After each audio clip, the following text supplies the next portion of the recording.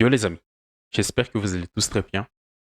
Très très très content de vous retrouver dans cette nouvelle vidéo.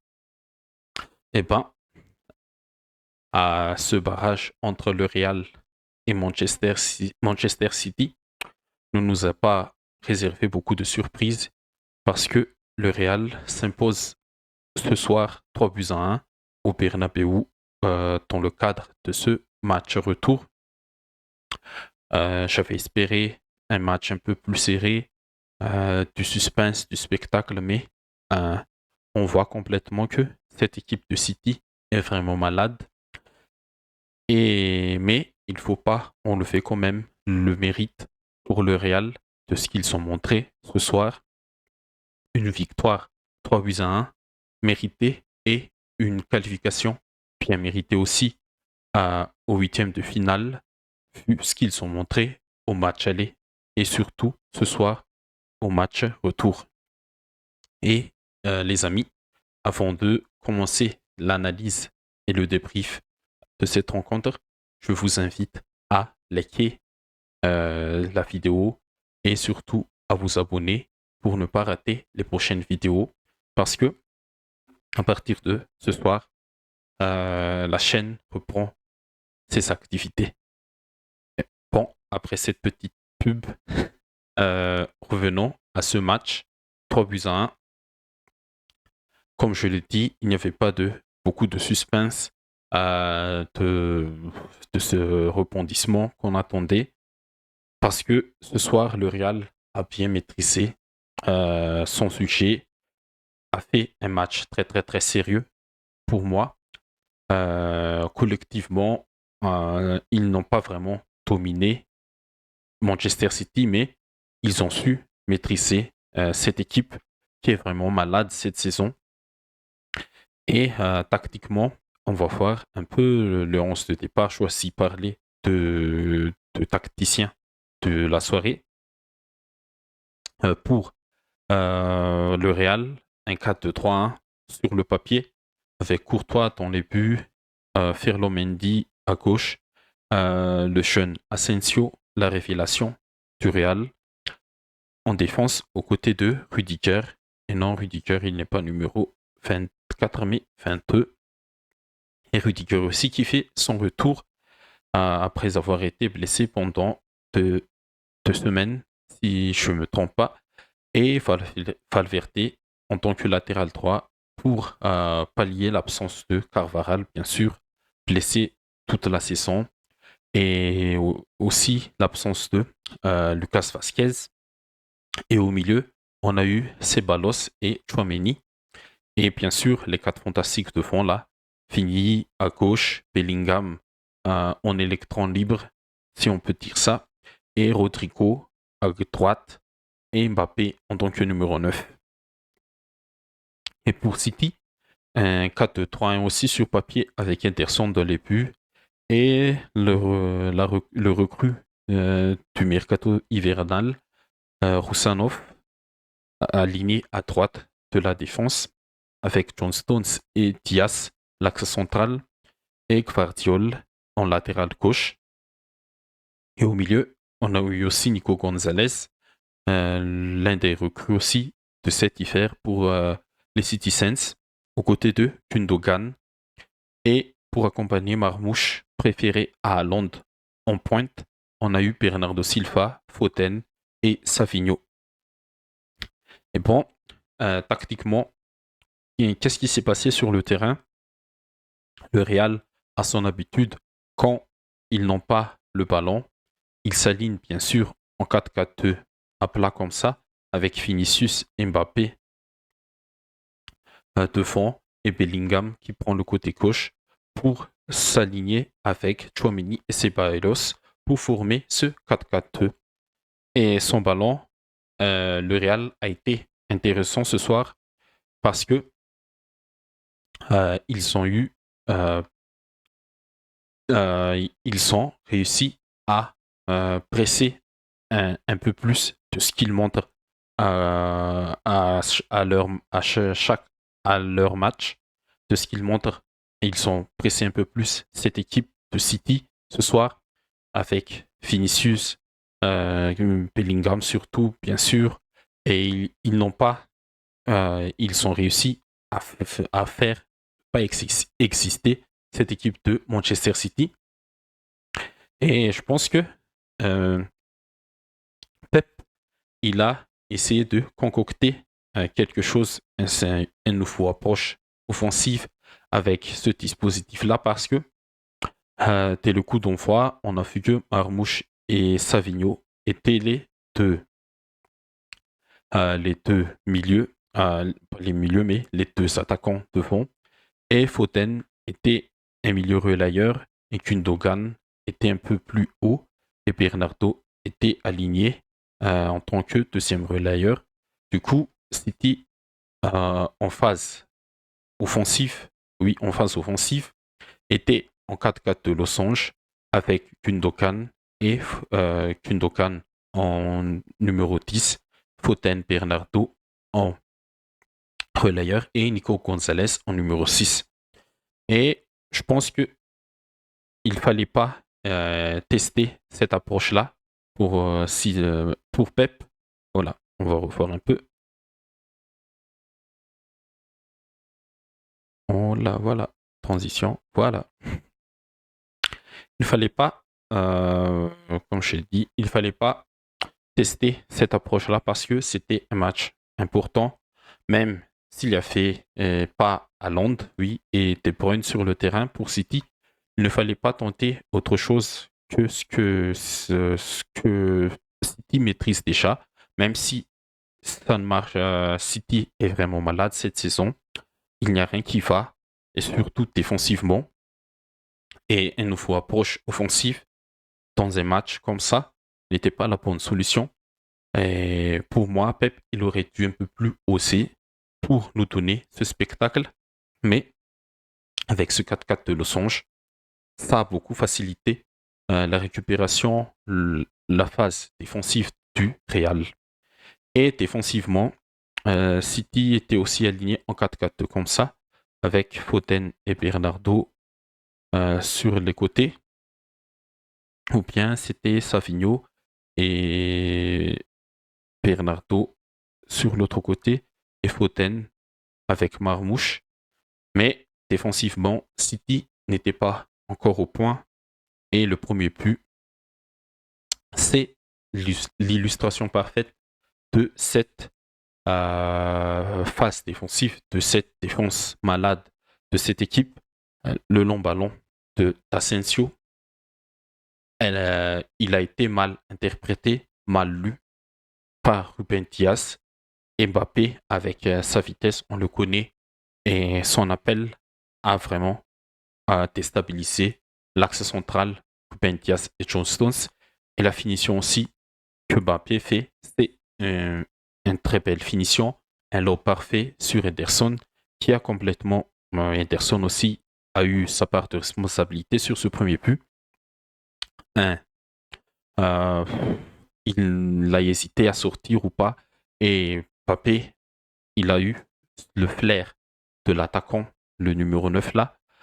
Il a fait quelques coups d'œil sur le positionnement d'Ederson et la position de John Stones.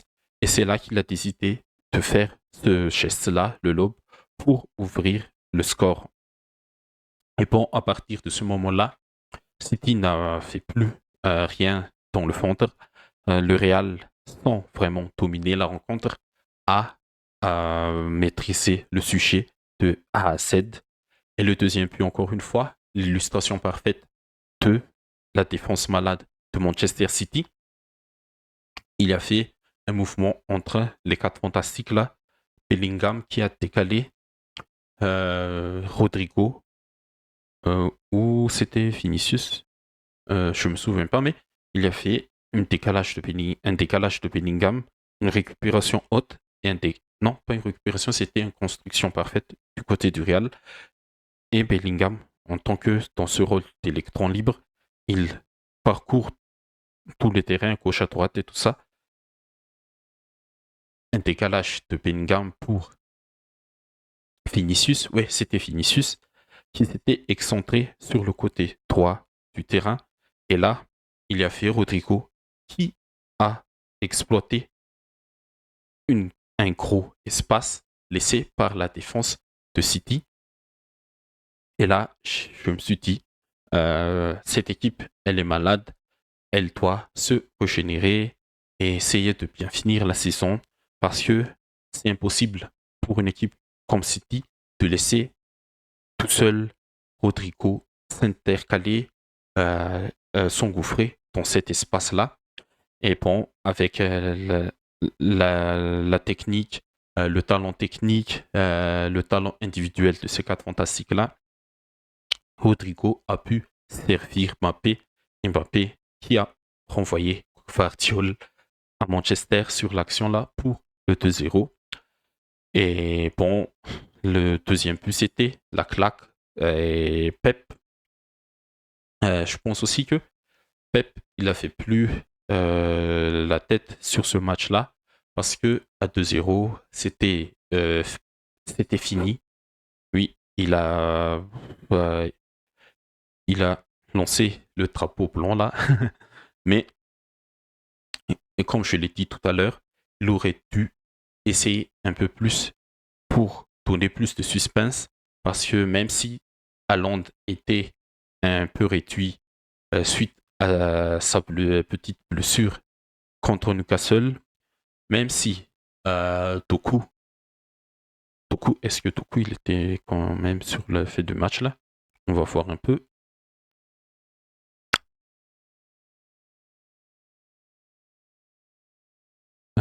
Doku, il est où Doku? Voilà, voilà, voilà, voilà, voilà, voilà, voilà, voilà, voilà. Ah bah... Oui, Doku, il était sur le feu du match. Je pense que Pep, Doku, il était sur la feuille du match. Je pense que Pep, il aurait dû envoyer Doku, même s'il est encore pas à 100%, faire entrer De Bruyne à Londres. Pourquoi pas à Londres pour mieux euh, donner plus de travail à Rudiger et surtout à Asensio. Mais Pep, il n'a pas essayé, il a abdiqué tout simplement. Et bon, City a abdiqué, City c'est l'illustration de toute cette saison jusqu'à présent. Ils sont faibles, ils ne retrouvent pas les ressources nécessaires pour vraiment relancer collectivement la machine. Mais il ne faut pas enlever quand même le mérite pour le Real sur ce match, surtout ce match retour euh, à domicile. Ils ont été tellement sérieux de A à Z, tellement impliqués collectivement et individuellement. Même s'ils n'ont pas dominé la rencontre, je trouve que le Real était vraiment très très très sérieux ce soir. On a vu quelques euh, interventions défensives de grande classe de la part d'Asensio sur Marmouche, Valverde, qui était vraiment un combattant jusqu'à la fin, jusqu'à sa sortie là. Il a essayé, il n'a pas donné aucune miette aux joueurs adverses. Mbappé, avec son triplé, il est de retour. Le Kicks, il est vraiment de retour. Et peut-être qu'il est aussi Road tout Ballon d'Or 2025. Pourquoi pas. Rodrigo, je pense que à part Mbappé et son triplé, Rodrigo était l'un des meilleurs madrilènes ce soir. Son activité défensive et offensive, c'est lui qui crée tout offensivement, qui fait l'élément déstabilisateur, l'élément déclencheur des attaques du Real. Bellingham, comme d'habitude, présent offensivement et défensivement.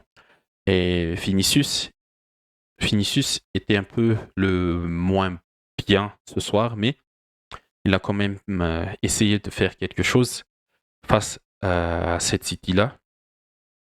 Mais bon, le Real, globalement, ils étaient sérieux. Ils ont fait la performance qu'il fallait pour se qualifier avec la manière ce soir.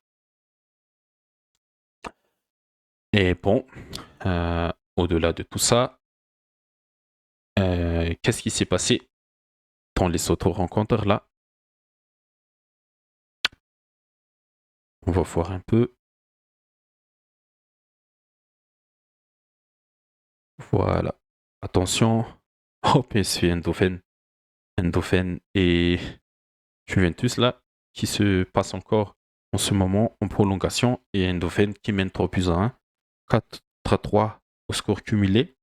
Ouais, ils sont qualifiés, les Néerlandais pour le moment. Le PSG, sans pitié face à leurs compatriotes brestois. 10-0 au total sur les deux rencontres. 7-0 quand même ce soir. Et Dortmund Sporting 0-0. Pas vraiment. Je n'ai pas suivi la rencontre. Même Brest Paris, je n'ai pas suivi la rencontre. On était focus sur Real Madrid City ce soir. Et hier, on a eu quand même des bons matchs. J'ai un peu vu les résumés de ces 1, 2, 3, de ces 4 matchs-là. Milan, Milan, ils ont choqué. Surtout Théo Hernandez. Théo Hernandez qui a complètement mis en difficulté toute son équipe avec son exclusion un peu débile là. Le premier carton jaune, il tire le joueur du Feyenoord, je me souviens plus, au centre du terrain alors qu'il n'y avait aucun danger. Et le deuxième carton, une simulation interprétée par l'arbitre qui lui faut son second carton jaune, du coup un carton rouge. Et dans les 15 dernières minutes, Feyenoord qui réussit à égaliser pour aller chercher leur qualification en huitième. Et Atalanta Bruges, vraiment Bruges, ils sont sortis de top performance au match aller et au match retour. Une performance collective très très très aboutie.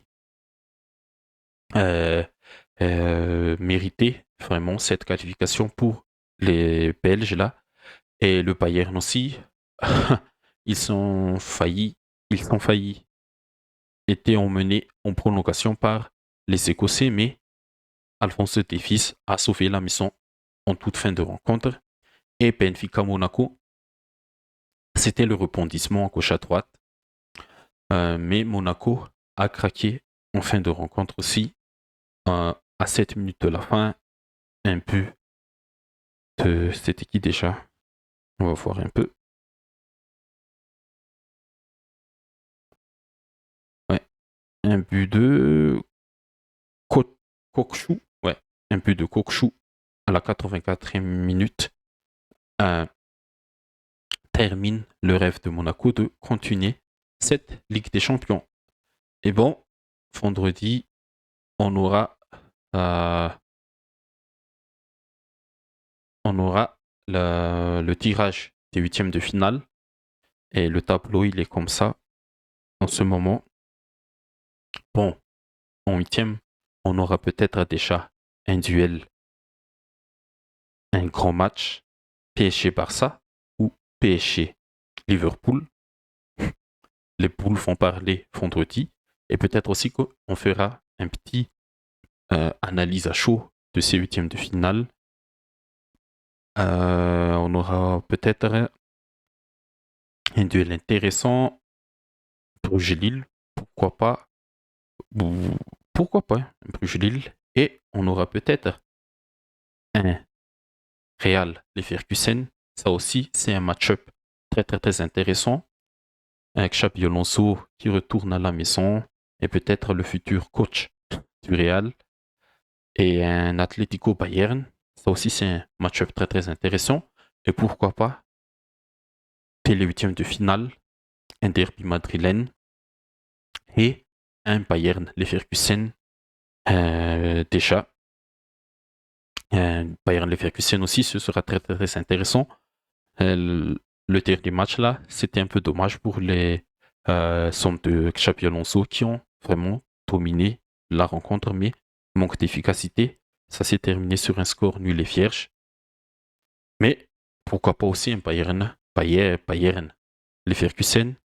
Mais je pense que un duel, un Real Leverkusen, c'est plus intéressant pour moi, tactiquement et niveau spectacle, ça peut nous donner un match très très intéressant.